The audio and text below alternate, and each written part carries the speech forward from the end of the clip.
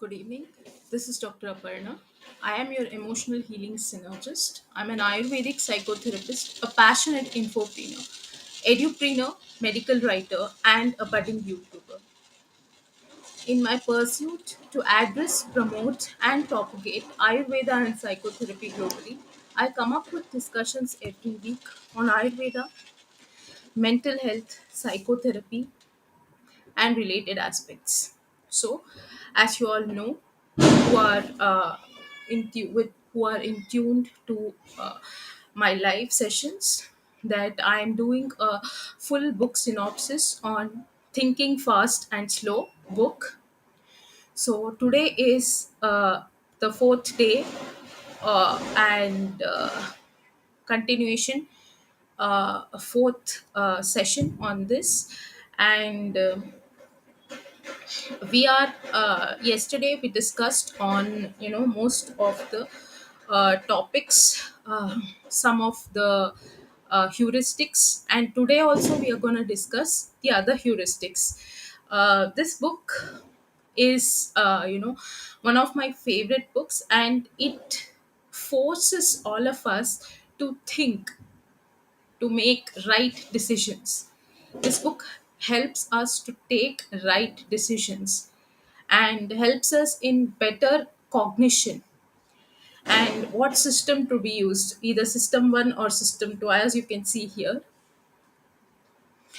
So let's get started without wasting time. So yesterday we discussed on uh, you know priming system 1 and system 2, the two systems priming, cognitive ease, associative coherence, confirmation bias, halo effect, and today we are discussing on how judgments happen.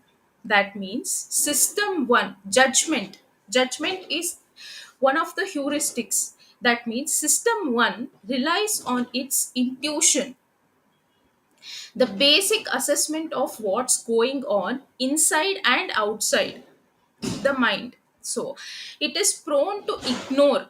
So what happens is, if you judged intuitively, based on intuition, if you take judgments, if you make judgments, it might it we might not take right judgments, and it is prone to ignore some like variables.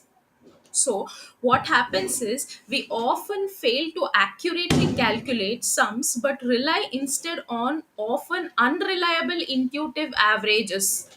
So, if you have to do a complex mathematic problem, what we do is, we usually rely, instead of getting into accurate calculation, sometimes what we do is we rely instead on unreliable, intuitive averages. Or this could be, that. So this, it is prone to matching.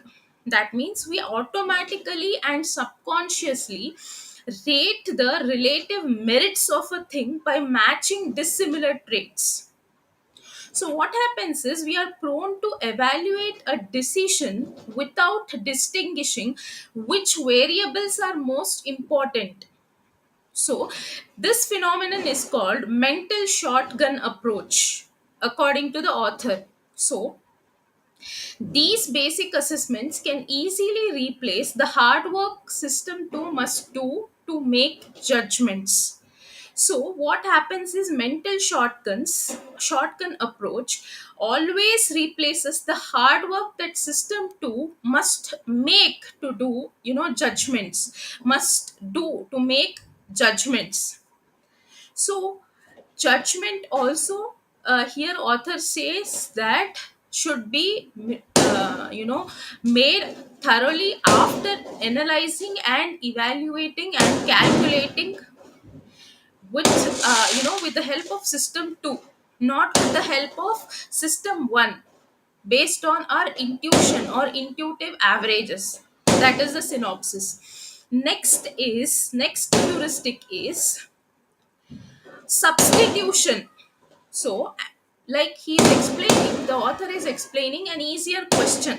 That means when confronted with a perplexing problem, with a complex problem, let's presume there is a complex problem or a complex question or a complex decision that has to be made, that has to be taken. So we make life easier for ourselves by answering a substitute simpler question. So for example, we always choose, author is trying to say that instead of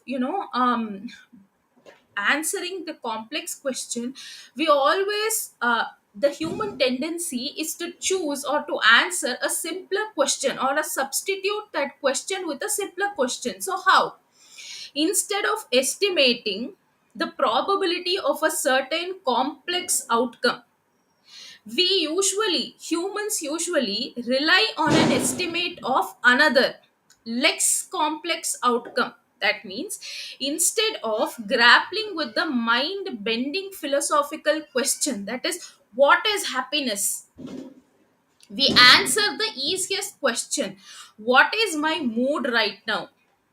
So the author, when he even though when he tested when he was experimenting on people, that if they ask complex questions, people tend to substitute that complex questions with easier answers or easier question rather.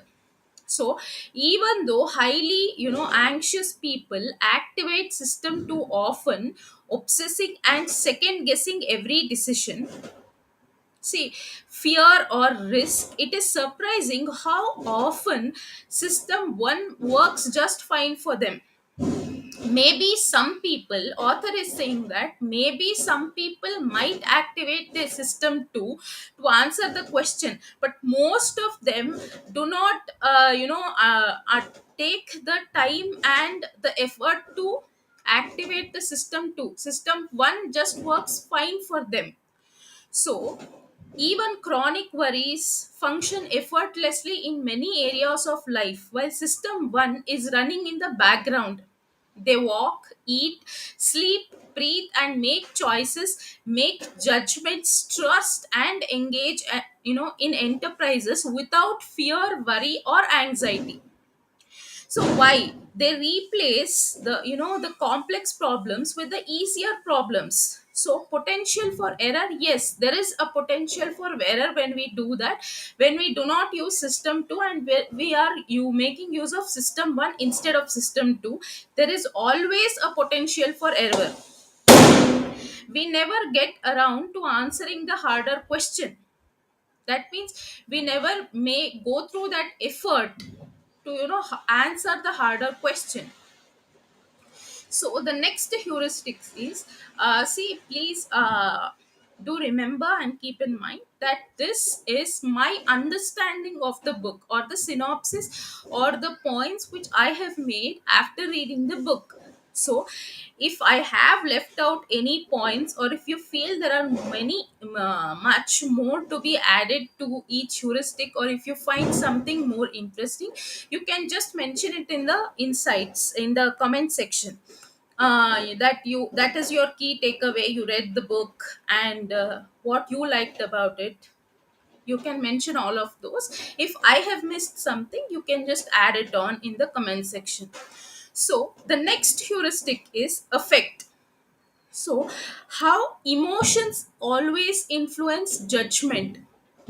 Author says that our judgment is usually based on the emotion, that people let their likes and dislikes determine their beliefs about the world. That means there is a potential for error if you use your emotions to influence your decisions, your judgment. So the author says we can let our emotional preferences cloud our judgment and either or overestimate risks and benefits. So what happens is when emotions influence judgment, we might under or overestimate things. It both can happen. So we have completed the part 1. The part 2 is heuristic and biases. So here the first thing is the law of small numbers. Heuristic 9 here is the law of small numbers. As I already said, the book is divided into 5 parts, so we are into the second part now, heuristics and biases. So here, what is the law of small numbers? That means our brain have a difficult time with statistics. Author says that small samples are more prone to extreme outcomes than the larger samples. That means we tend to lend the outcomes of small samples more credence than the statistics warrant. That means system 1 is impressed with the outcome of small samples, but shouldn't we? So while considering any experiment or any scientific or economic or policy driven decisions, system 1 what usually it does is it is impressed with the outcome of small samples, because it does not want to get into the huge sample and get into that calculation, get into that average, and take an effort to do that. But the author says this is wrong. But this is what happens. Small samples, author says, that are not representative of large samples. So large samples are more precise. We get more precise answers when we consider large samples. So if we are doing some clinical trials, that it may be random clinical trials, or based on output driven or outcome driven, even there he's saying that large samples are more precise. But often what our system 1 is impressed of is small samples. So we make an error when we intuit rather than compute. When we use intuition rather than um, computing the issue, computing the numbers. So there is a potential for error. So for error, so we make decisions on insufficient data. The author summarizes that usually humans make decisions mostly on insufficient data.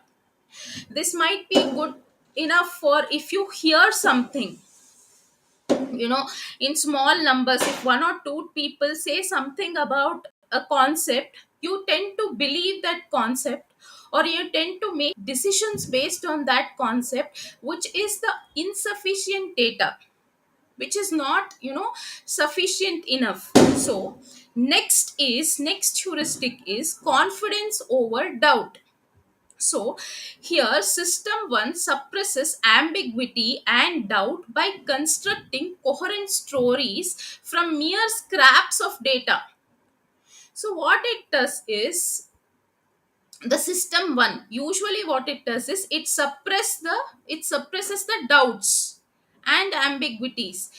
How does it do that? We have a it has constructed a coherent idea based on the scraps of data, or small amount of data, or small amount of a few stories. But system 2 is our inner skeptic.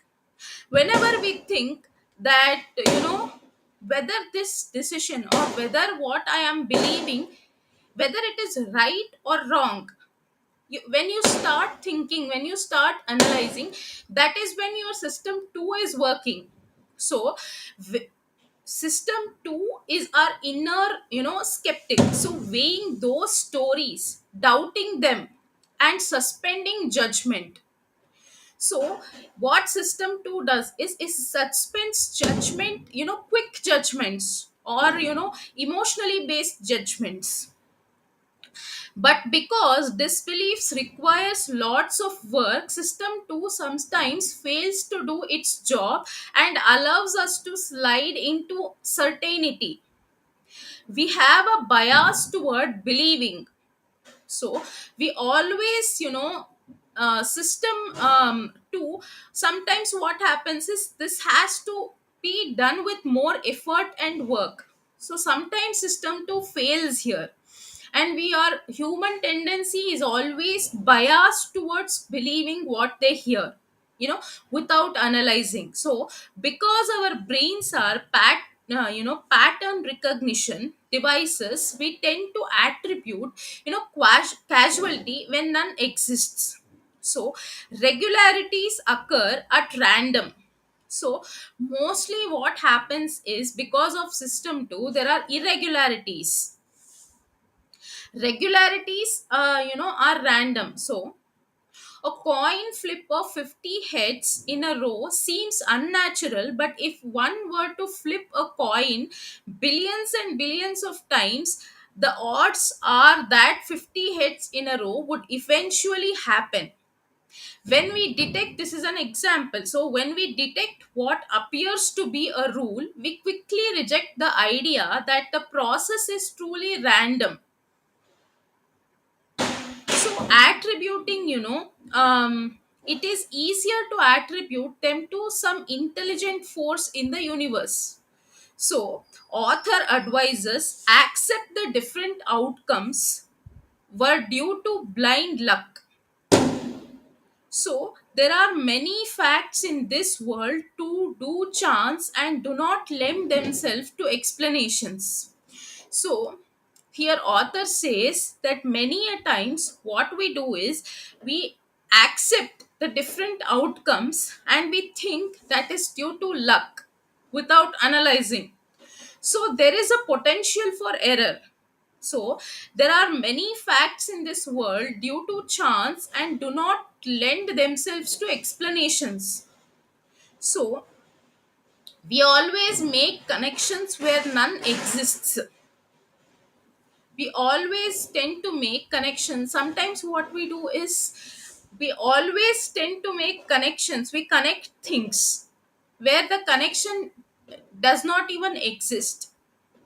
So sometimes we have to believe that it is a blind luck, sometimes we have to, analyze, but simply making connections where none exist is not what the author suggests or advises. So the next thing is the anchoring effect. Even though we have discussed anchoring effect earlier, we'll discuss it once again. So anchoring effect is, this is the subconscious phenomenon of making incorrect estimates due to previously heard questions. So what is anchoring is, if previously you have heard some quantities or questions, you make a subconscious phenomenon or a subconscious judgment or making incorrect estimates. So what happens is, if I say the number 10 and ask you to estimate Gandhi's age at death, you will give a lower number than I would have said to you the number 65. If somebody is asking, saying 10 or 12, the clue, you know, 10 or 12, and then asking at what age did Mahatma Gandhi die, then people would give a lower estimate. Maybe it could be 30, 35. But if I ask that, I tell 65, and then, if I ask when did Mahatma Gandhi ji die, then people will presume it is at 60, 68, or 67. So people, an author says that people adjust the sound of their stereo volume according to the previous anchors. So the parent anchor is low decibel, the teenager's anchor is high decibel. So he's just giving an example of decibel. So what parents say, what the other teenagers think in the say in the classroom or in the various places, that affects, that creates an anchoring effect. So what happens is, people feel, even in driving speed as well, people feel 35 mph is fast if they have been driving 10 mph, but slow if they have just got off the freeway doing 65 mph. So the same 35 miles per hour is fast for somebody who is driving 10 miles per hour, It might be slow for somebody who is driving 65 miles per hour. So this is this is the anchoring effect at 35 the previous thing, the 10 or the 65 is giving to that to the present 35. So in the same way, buying a house for 200 k dollars seems high if the asking price was raised from 180k, but the same price is low if it was lowered from 220k. So if a house is to be sold for 200k, if it starts from the price 180k, then that k dollars, it is costlier for people. But if it starts from 220k and if it is lowered to 200k, it seems um cheaper. The same way the malls and the sale operates, they will give the mrp of 1000 rupees and they will tell that they are selling for 500 rupees, so we feel that it is cheaper. Imagine if the same was given as 520 rupees, and there imagine if the same was 498 rupees, and the price was also 500 or 510 rupees. So you will feel that the same 500 rupees for that is costly for you, when the mrp says 520 rupees. The same 500 is cheaper for you if the mrp says it is 1000 rupees. So this is a human tendency, so that is called anchoring effect. So next is the science of availability. So what here author says is, in the this thing, in the anchoring effect as well, you have to think and analyze with the help of system too, because there is a potential for error here if you react based on the anchoring effect. So the next heuristic is the science of availability. So the availability heuristic, so when asked to estimate numbers, like the frequency of divorces in Hollywood, the number of dangerous plants, or the number of deaths by plane crash, the ease with which we retrieve an answer influences the size of our answer. That means we are prone to give bigger answers to the questions that are easier to retrieve. Usually the author says the availability heuristic is, we usually give bigger answers to easier questions, the questions that are easier to retrieve. So, and the answers are easier to retrieve when we have had an emotional and personal experience. So one who got mugged overestimate the frequency of muggings, and exposed to the news about school shootings overestimate the number of gun crimes. So this is called the availability heuristics. We make decisions on the available memory of our brain. So that is also error prone. So when what author says here is, the one who was exposed, a child if exposed to the news about school shootings, may overestimate the number of gun crimes, because he has a previous experience of school shooting. So the child or the person will overestimate the number of gun crimes that actually happen, and the one who does chores at home overestimate the percentage of the housework they do. So when both parties assume they do 70% of the housework, somebody is wrong. So because there's no such thing as 140%.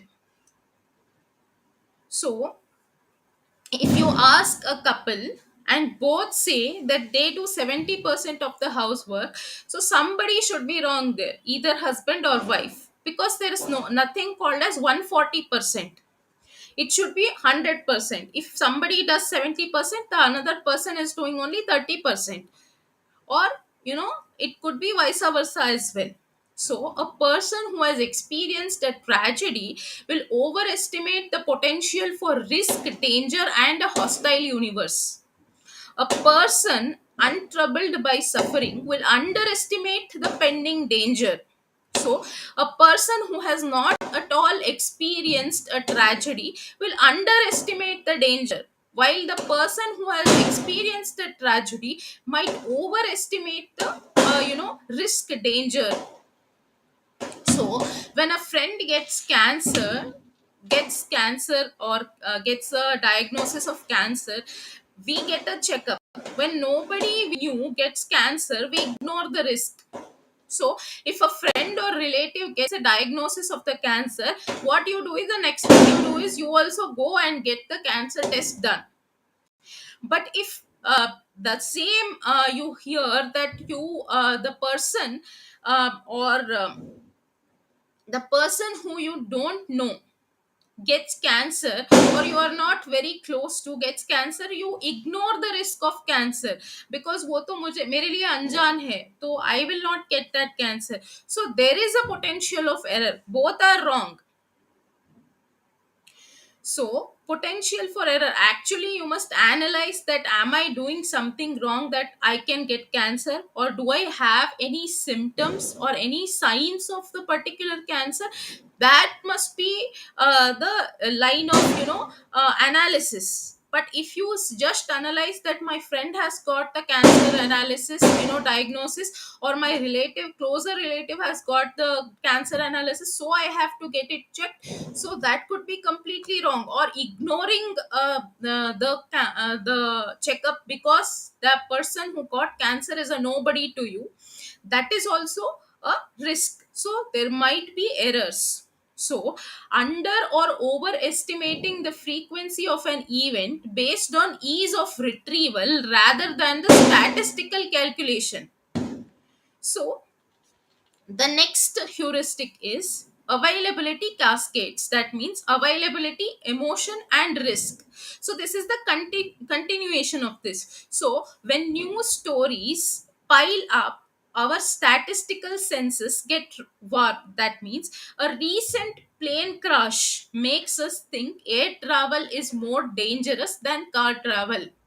So if I hear that there was a plane crash, the my mind automatically thinks that air travel is more dangerous than a car travel. So the more we fear for air travel, the more eager news reporters are to sensationalize plane crashes. So what happens is, the more we fear, what happens? The media even more sensationalizes the plane crashes. Oh, plane crash, plane crash. So a negative feedback loop is set in motion. So this builds up a negative feedback for plane travels or air travels. So this is a cascade of fear. So the emotional tail wags the rational dog. We don't think of the rationality behind the plane crash. We only we the emotional tail wags. That means emotionality takes over the rationality. So there is a potential for ever overreacting to minor problems simply because we hear a disproportionate number of negative news stories than the positive ones. So what we do is sometimes we overreact to minor problem and we ignore a major problem. Both will happen simply because we hear a disproportionate number of negative news about the same thing. So what we do is we overreact to a minor problem. That is what here author is trying to explain. We believe more negative news. The human brain tends to believe more negative news than the positive news.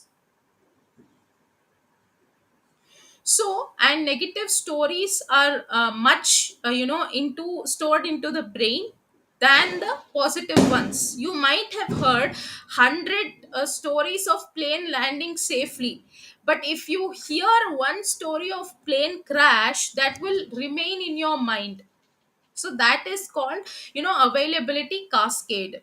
So, and there are so many more principles that that means heuristics, that needs to be discussed. We will discuss it in next session. So that is it for today. This is the end of our session, and please do mention your key takeaways and what you feel of the session. So thank you, and I'll meet you in the next session. Namaste.